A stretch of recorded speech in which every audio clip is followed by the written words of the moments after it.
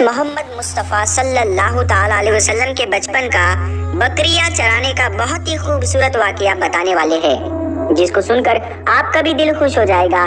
آج کی ویڈیو کو آخر تک ضرور دیکھیں، اور اگر آپ کو اللہ کے پیارے نبی حضرت محمد مصطفیٰ صلی اللہ تعالیٰ علیہ وسلم سے سچی محبت ہے، یعنی آپ عاشق رسول ہے، تو بس اس ویڈیو کو ایک لائک کر کے کمنٹ میں یا رسول اللہ ضرور لکھیں۔ دیکھتے ہیں کتنے عاشق رسول آج کی اس ویڈیو کو دیکھ رہے ہیں۔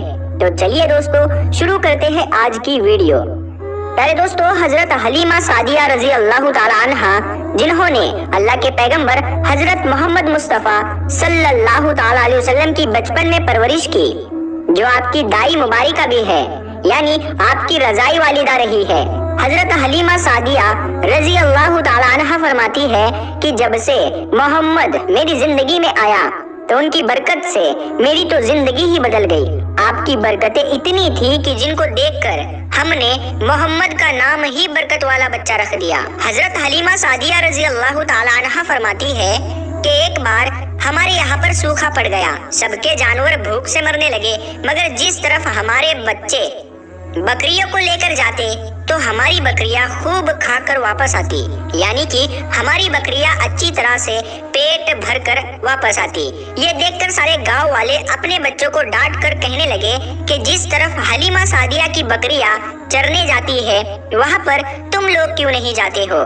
اس کے بعد میں گاؤں والوں کے دوسرے بچے بھی اپنی اپنی بکریاں لے کر حلیمہ سعدیہ کی بکریوں کے ساتھ لے جانے لگے۔ اب سب لوگوں کی بکریاں ساتھ ساتھ چرنے لگی، یعنی کہ حلیمہ کی بکریاں اور گاؤں والوں کی بکریاں ساتھ میں چرنے لگی، مگر یہ دیکھ کر گاؤں والے حیران رہ گئے کہ سب بکریاں ساتھ میں چر رہی ہے، لیکن حلیمہ کی بکریوں کا پیٹ تو بھر رہا ہے اور باقی کی بکریاں بھوکی رہ رہی ہے۔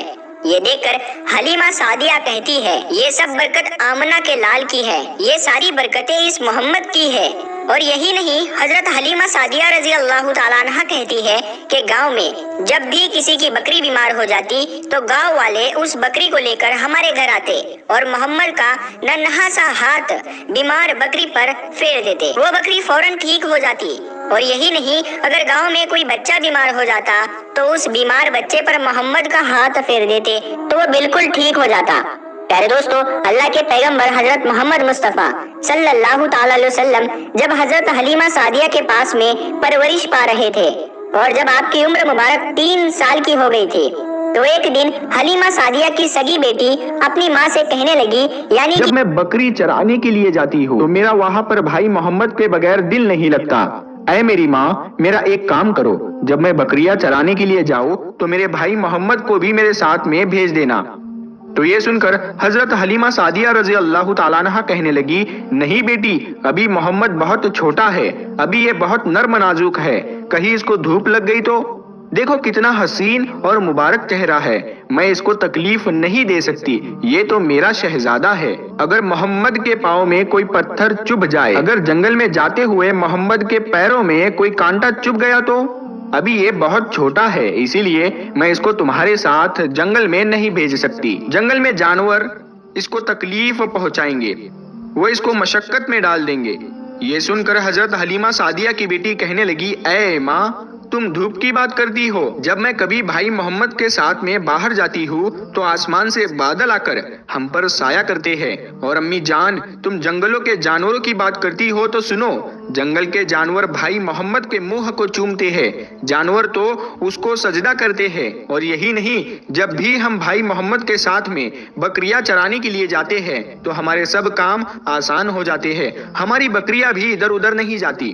جب حضرت حلیمہ سعدیہ کی بیٹی بار بار اصرار کرنے لگی تو حضرت حلیمہ سعدیہ نے اجازت دے دی۔ اس کے بعد دوسرے دن اللہ کے پیغمبر حضرت محمد مصطفیٰ صلی اللہ تعالی علیہ وسلم اپنی بہن اور بکریوں کے ساتھ میں جنگل میں بکریاں چرانے کے لیے نکل پڑے۔ آسمان سے ایک بادل کا ٹکڑا آپ پر سایہ کیے ہوئے تھا۔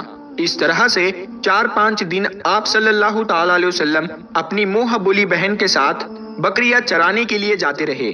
ایک دن حضرت حلیمہ سعدیہ رضی اللہ تعالیٰ عنہ نے آپ صلی اللہ تعالیٰ علیہ وسلم کو روک دیا اور کہنے لگی بیٹے محمد آج کے بعد تم بکریاں چرانے کے لیے نہیں جاؤ گے کیونکہ اب میں تمہیں اور تکلیف نہیں دے سکتی۔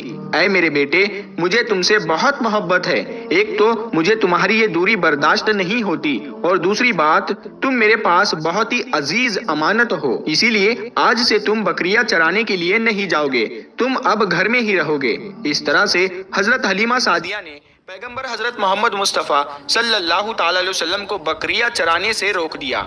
پھر آپ اپنی بہن کے ساتھ میں جنگل میں ایک دن نہیں گئے، اس کے بعد دوسرے دن بھی نہیں گئے۔ اسی طرح سے آپ صلی اللہ تعالی علیہ وسلم 3 دن تک بکریاں چرانے کے لیے جنگل میں نہیں گئے۔ تو تیسرے دن حضرت حلیمہ سعدیہ رضی اللہ تعالیٰ عنہا نے دیکھا کہ ان کا بیٹا روتا ہوا ان کے گھر آیا۔ یہ دیکھ کر دائی حلیمہ نے پوچھا اے میرے بیٹے کیا ہوا، کیوں رو رہے ہو؟ تو بیٹا کہنے لگا اماں ہماری ایک بکری کو جنگل میں ایک بھیڑیا اٹھا کر لے گیا ہے۔